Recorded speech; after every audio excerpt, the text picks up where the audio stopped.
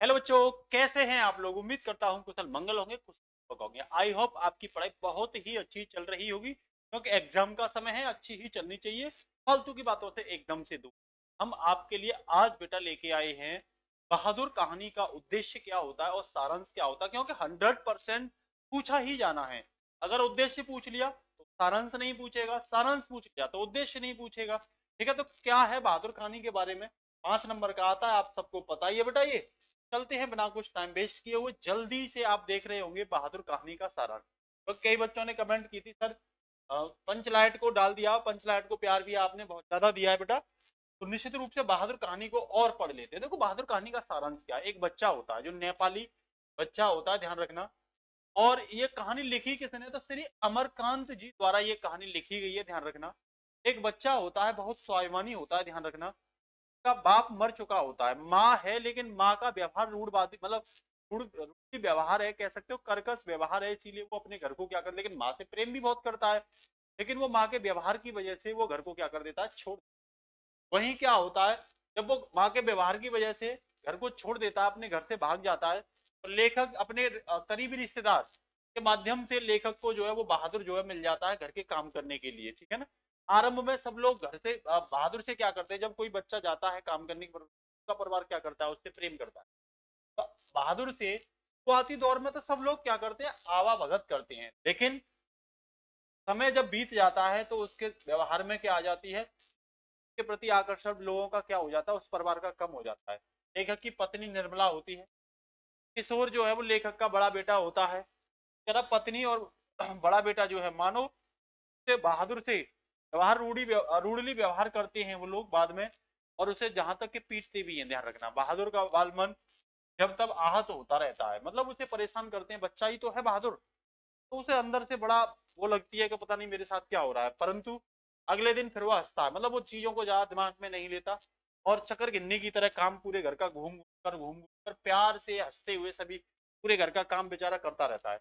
फिर दिक्कत कहाँ आती है, दिक्कत वहां आती है जब एक दिन मेहमान आते हैं निर्मला के घर में, और मेहमानों का वो पूरा काम करता है, घर परिवार का काम करता है, लेकिन मेहमान क्या करते हैं, अपने पैसे खोने का आरोप किस पे लगा देते हैं भाई, बहादुर पर लगाते हैं। तो यहाँ बहादुर के दिल को क्या होती है, चोरी का जब आरोप बहादुर पर लगाते हैं और उसके साथ व्यवहार करते हैं, तब बहादुर के स्वाभिमान को क्या पहुंचती है, क्योंकि बहादुर स्वाभिमानी बहुत है। ठीक है ना। स्वाभिमान को ठेस पहुंचती है, और एक दिन वो बिना किसी को बताए अचानक घर से क्या हो जाता है, चला जाता है। घर से जब चला जाता है, घर में बिना बहादुर के क्या होता है, मातम सा छा जाता है, और सारे घर वाले अपनी गलती को क्या करते हैं, एक्सेप्ट भी करते हैं कि भाई बहादुर के साथ हमारा मारपीट का व्यवहार, उसे डांटने का व्यवहार, गलती है तो भी डांट रहे हैं, नहीं गलती तो भी डांट रहे हैं, इस व्यवहार के चक्कर उनको क्या करते हैं, पश्चाताप करते हैं। लेकिन तब तक देर हो जाती है। बहादुर से माफी मांगने भी चाहते हैं, लेकिन बहादुर क्या होता है, चला जाता है। ये कहानी का सारांश है, इतना सा ही लिखना है। लेकिन उद्देश्य क्या है, उद्देश्य का मतलब आखिरकार ये कहानी क्यों बताई जा रही है, क्यों आपको पढ़ाई जा रही है कहानी का, क्या मतलब हम नहीं देख रहे समाज में रूढ़िवादी व्यवहार, सॉरी रूढ़ली जो व्यवहार है, कर्कश व्यवहार है, उसके प्रति दिखाया जा रहा है। तो आपको सारांश में लिखने के बाद उद्देश्य में आपको इतना सब लिखना है। क्या लिखोगे उद्देश्य में बच्चा, आप लिखोगे बहादुर प्रसिद्ध कहानीकार श्री अमरकांत द्वारा एक मनोवैज्ञानिक एवं चरित्र प्रधान कहानी है।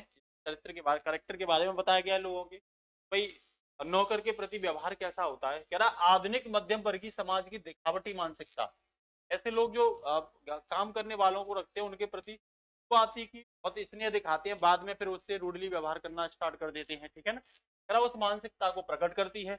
अर्थात यह कहानी निम्न एवं मध्यम वर्गीय समाज के, निम्न वर्ग और मध्यम वर्गीय समाज के मनोवैज्ञानिक का वास्तविक क्या करती है, चित्रण करती है। कह रहा कहानीकार ने बताया है कि आधुनिक समाज झूठी शान शौकत में विश्वास करता है, मतलब से मतलब नहीं है वास्तविकता क्या है, शान शौकत के चक्कर में, तो झूठी शान शौकत में क्या करता है, विश्वास करता है। वह बनावटी जिंदगी जीना पसंद करता है। कहानीकार ने निम्न वर्ग के प्रति सहानुभूति, यहाँ पे दिखाया गया है बहादुर के प्रति सहानुभूति को दिखाया गया है, तो निम्न वर्ग के प्रति सहानुभूति रखते हुए उसकी स्थिति का क्या किया, चित्रण किया। उन्होंने वर्ग भेद मिटाने को प्रोत्साहन दिया है कि भाई वर्ग भेद मिटना चाहिए।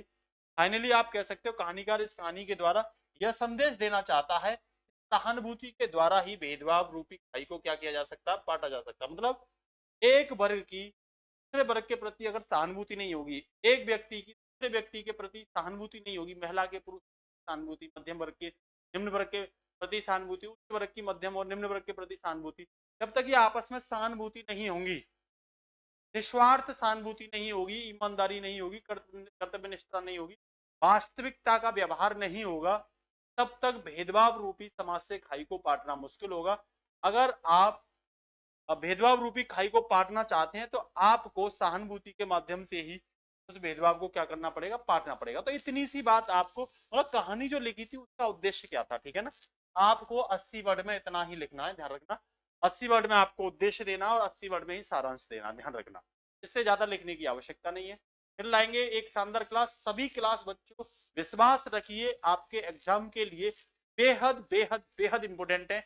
आप भी करिए और अपने फ्रेंड्स को भी क्लास को क्या करिए, शेयर करिए, जिससे मैं भी मोटिवेट मिलता है और हम आपके लिए इतनी शानदार शानदार क्लास फिर आते रहे। नमस्कार, जय हिंद बच्चों।